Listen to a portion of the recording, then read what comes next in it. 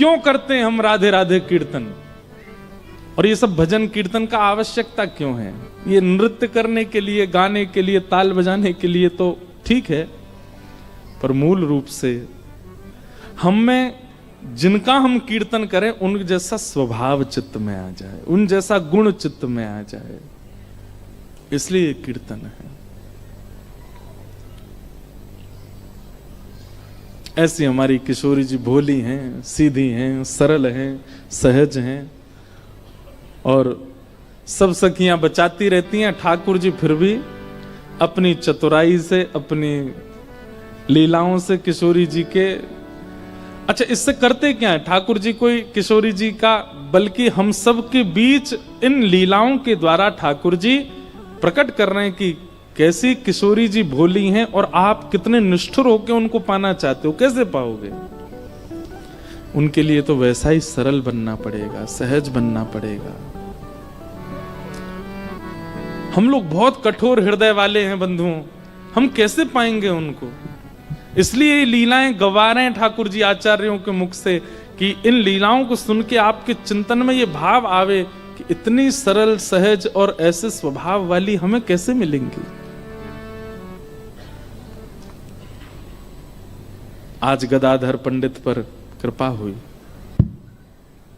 और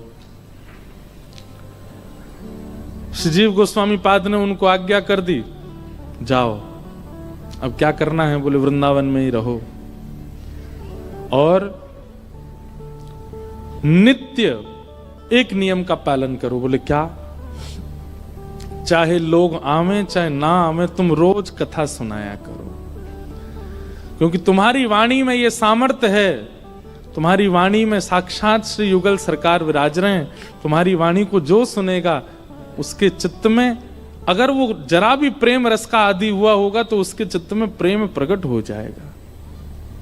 भाई जिस भूमि पर जरा सी भी जो ऐसी भूमियां होती है ना कि एक बीज भी गलती से पड़ जाए तुरंत उपज जाता है। हम लोग तो बंजर हो चुके हैं, हमारे अंदर तो कितने रस डाल दो, कितने कथा सुना दो, कुछ नहीं फर्क पड़ता। पर उपजाऊ कई ऐसे होते हैं, वो बड़े उपजाऊ होते हैं, उनका हृदय, उनकी बुद्धि ऐसी उपजाऊ होती है कि वो जरा सी बात सुन लें आचार्यों की तो उससे कल्याण हो जाता है। और कई ऐसे बंजर होते हैं, उनको खूब मार पीट के सुनाते रहो फिर भी नहीं सुधरते, अपने स्थिति और अपने व्यवहार से कभी बाज नहीं आते। उपजाऊ बनिए, आचार्य कहें और तुरंत वो क्रिया हो जाए। और उन सब के लिए कथा सुनो, उन सब के लिए नाम जप करो, उन सब के लिए नियम बनाओ, उन सब के लिए तीर्थ जाओ, धाम में जाओ। नाम का आश्रय, लीला का आश्रय, धाम का आश्रय, रसिकों की शीत प्रसादी का आश्रय, कितने आश्रय। उनसे कह दिया कि जाओ अब तुम रोज कथा सुनाया करो, लोग आवे ना आवे इससे तुमको चिंता नहीं होनी चाहिए, कथा सुनाओ।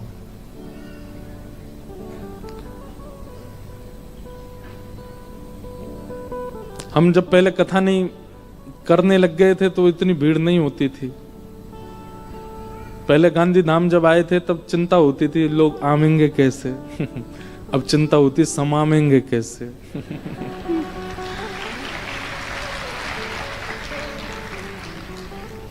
अब तो देखो कहाँ बेचारे बाहर खड़े हैं, कोई बाहर से कह रहे हैं दिखा दो भीतर, कोई कह गेट ही खोल दो आवाज ही आती रहेगी क्योंकि कभी इसी उद्देश्य से कथा करी नहीं कि लोग सुने, भीड़ आवे। और जब उद्देश्य आपका वो नहीं होता, कुछ और होता है, तो ठाकुर जी वो सब दे देते हैं, ठाकुर जी सब अनुग्रह कर देते हैं।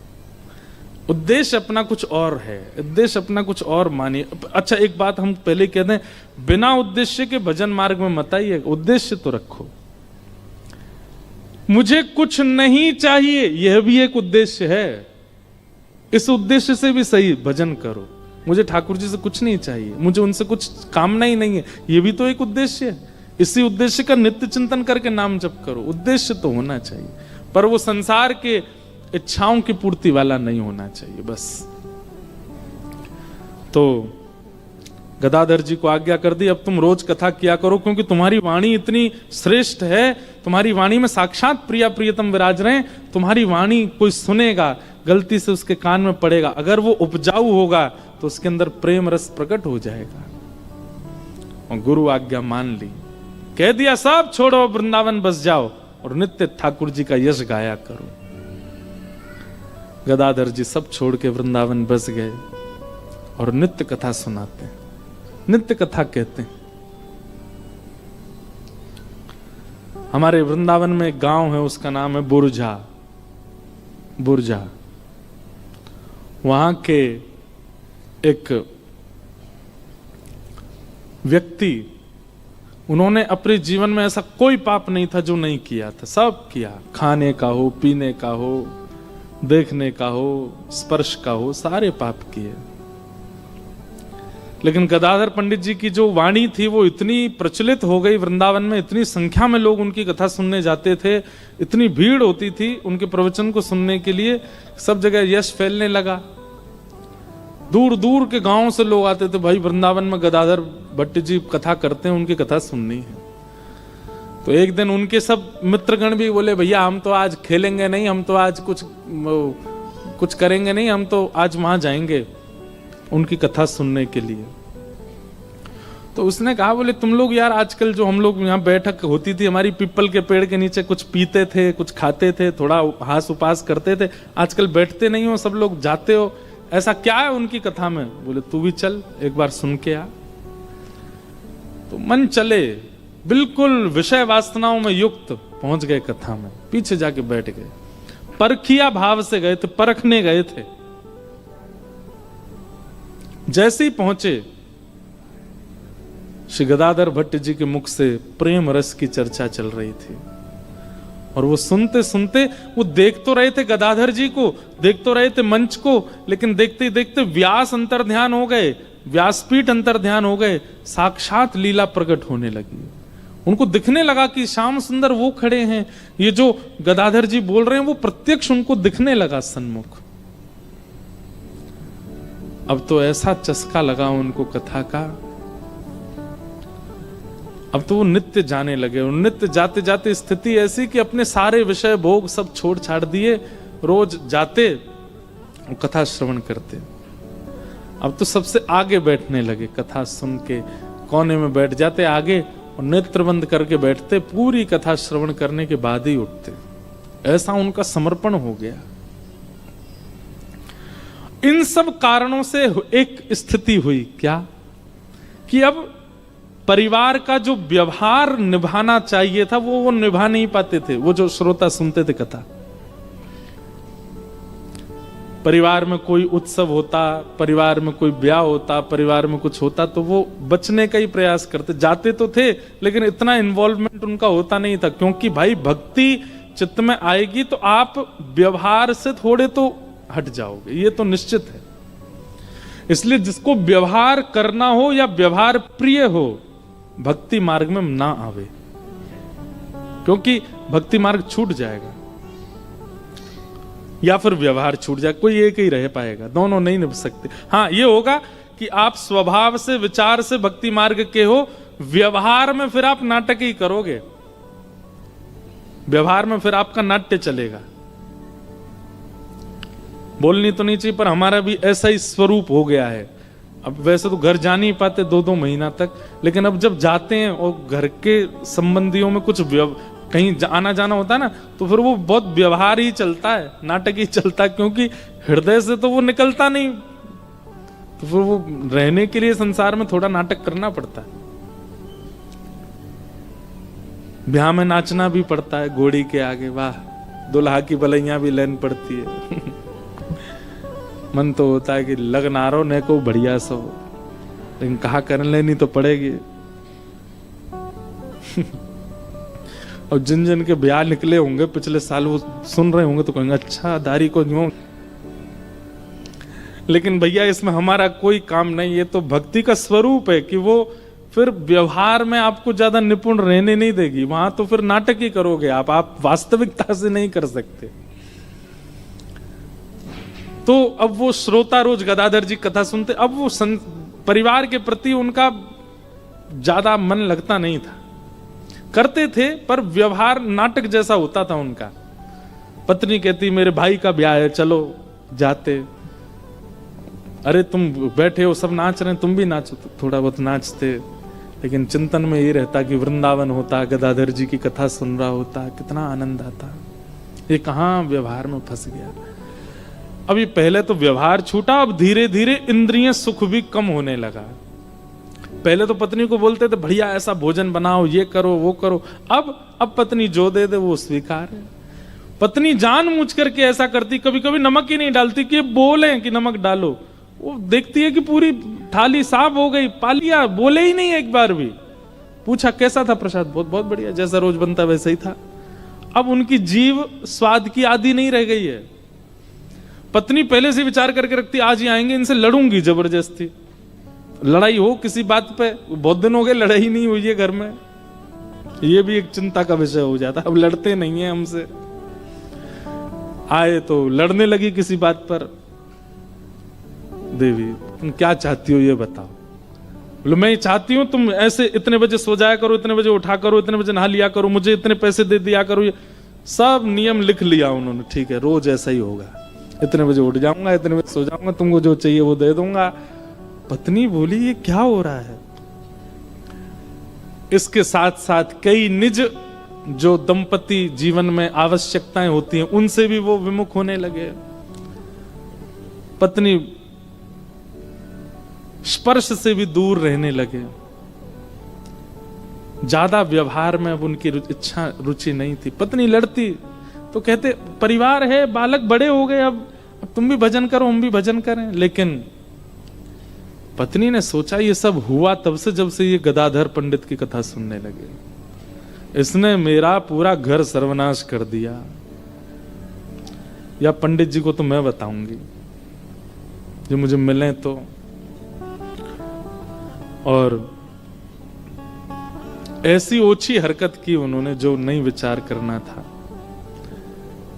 वो जो श्रोता थे उनकी पत्नी गई और उसने कहा कि अगर गदाधर पंडित के ऊपर कोई कलंक लग जाए भरी सभा में, मेरा पति वो देख ले तो इसके मन से उनके प्रति श्रद्धा खत्म हो जाएगी और हमारा जीवन जो है वो फिर पहले जैसा हो जाएगा। संसार बड़ा विचित्र है। बहुत व्यसनी अगर हो जाए परिवार का कोई व्यक्ति तो भी चिंता में रहते हैं, और कई बार प्याज लहसुन छोड़ देता है तो घर के लोगों को चिंता हो, महाराज जी ये तो देखो ऐसा हो गया है, बिल्कुल कुछ खाता ही नहीं है, आप इससे कहा करो, इसको हॉस्टल जाना है पढ़ने के लिए, इसको विदेश में पढ़ना है, थोड़ा तो खाया करे। ऐसे जब ये इस प्रकार की बात लेके जब आप विश्वास नहीं मानेंगे, ऐसी बातें लेके भी आते हैं माता पिता, महाराज जी बहुत सुधर गई है, इसको समझाओ। मैंने वाह सुधरना टेंशन का काम है। मैंने कैसे सुधर गई है? पूरी हम घर के लोग 2 बजे सोते हैं, 4 बजे उठ जाती है। ये 4 बजे उठ करके स्नान ध्यान करके अपने गोपाल जी को सजाएगी, इत्र लगाएगी, माला पहनाएगी, वो सब करेगी। पूरे घर का रसोई में भोजन बनता है, इसका अलग से स्टोव रखा, वहां बनाती है अपना बिना प्याज लहसुन का, खाती है। घर में रिश्तेदार आते हैं, नातेदार आते हैं, मित्रगण सब कहते हैं ये क्या चल रहा है, किस किस को उत्तर दें हम। मैंने कहा वाह। मैंने कहा रात में पी के नाली में पड़ी होती, मैंने कहा तब उत्तर देना आपको भारी नहीं पड़ता? सुबह उठ करके ठाकुर जी की सेवा कर रही तो इसमें उत्तर देना आपके लिए भारी पड़ रहा है? यही तो कलिकाल है। कलयुग में किसी समय में व्यसनी होना चिंता का विषय होता था, और ये कलिकाल है कि आज सुधरा होना एक बहुत चिंता का विषय। जो बच्चे जल्दी सो जाते हैं, जल्दी उठ जाते हैं, बाहर का कुछ खाते पीते नहीं, बहुत संयम से जीवन जीते हैं, ज्यादा टेंशन लेते नहीं, अपना पढ़ाई करना, काम से काम रखना, भजन करना, कथा सुनना, ऐसे लोगों के मित्र ही नहीं होते, ऐसे बच्चों के सखा ही नहीं होते। कॉलेज में, यूनिवर्सिटी में अगर बच्चा पहले ही बोल दे, हॉस्टल में रहने वाला, मैं तो बच्चे आते रहते ना इसलिए मुझे पता है, अगर वो पहले ही बोलते मैं तो भैया सुबह 4 बजे उठ जाऊंगा, उस बच्चे के साथ रूम शेयर नहीं करते लोग। ये 4 बजे उठ जाएगा, हम क्या करेंगे फिर? भाई रात में पार्टी होगी, थोड़ी थोड़ी पिएंगे, मैं तो नहीं पीता।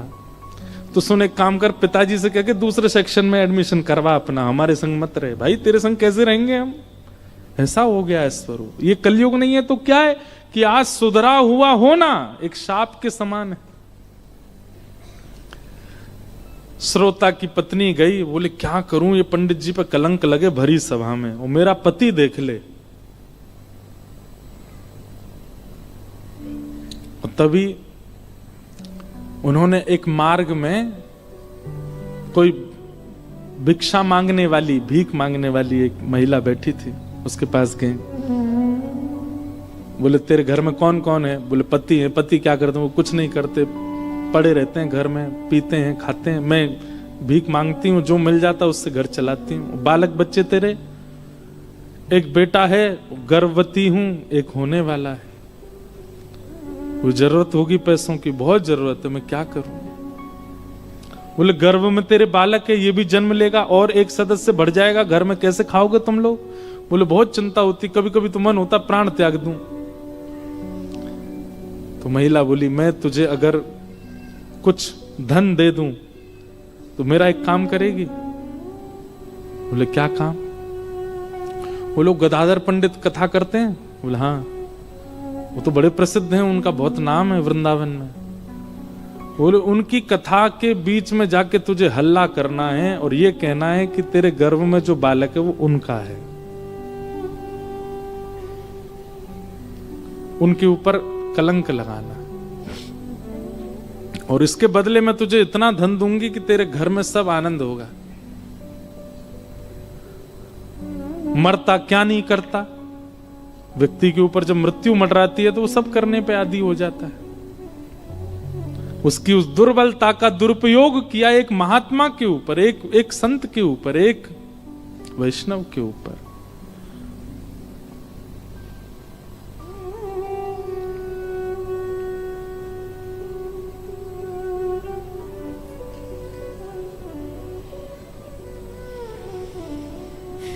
कहना तो नहीं चाहिए, पर कई बार हमको अनुभव हो जाती हैं कई चीजें। कथाओं में आए हुए श्रोताओं के प्रति वैष्णव भाव ही रखते हैं कि सब वैष्णव हैं, इनके प्रति कभी कोई दोष बुद्धि नहीं आती। एक एक व्यक्ति पीछे बैठा खड़ा व्यक्ति भी हमको चिंता देता है कि यार ये खड़ा क्यों, इसको भी स्थान मिल जाए, बैठ जाए। और सबसे ज्यादा चिंता होती है जब आप ऐसे ऐसे करते हो, इधर उधर देखते हो, मैंने बारे बता, कथा हो रही है, तुम सुन नहीं रहे हो।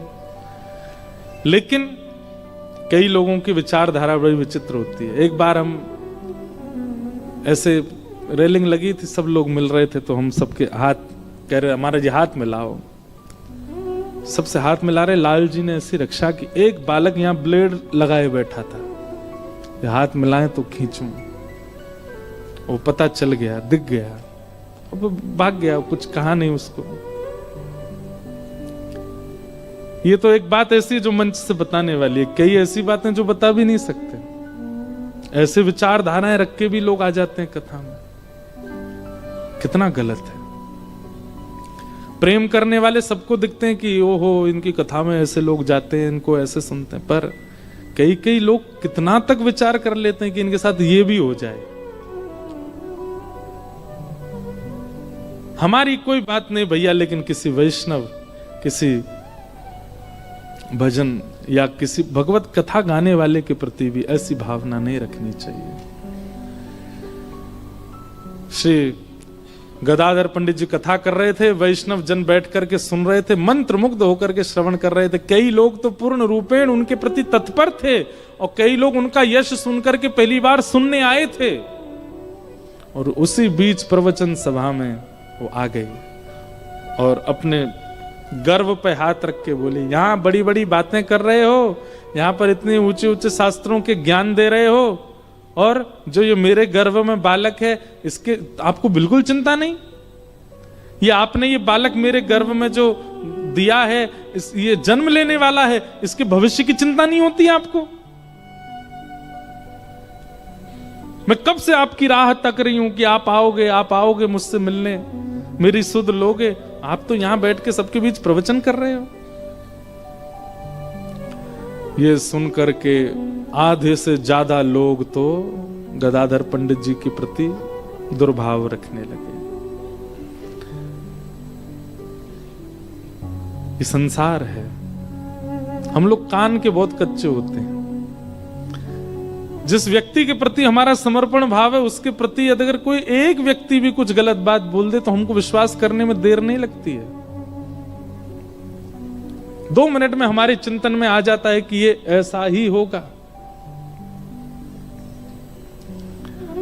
आधे से ज्यादा लोग तो वहां से राम राम राम राम कह के जाने लगे, लेकिन कुछ लोग थे जो बहुत दिनों से सत्संग कर रहे थे, उनको विश्वास था कि नहीं ऐसा हो नहीं सकता। ये गदाधर पंडित जी, हम इनकी वाणी से हमारे चित्त में कृष्ण आए हैं, इनकी वजह से हमको वृंदावन मिला है, इनकी वजह से हमको श्यामा श्याम का अनुभव हुआ है, ये ऐसा नहीं कर सकते।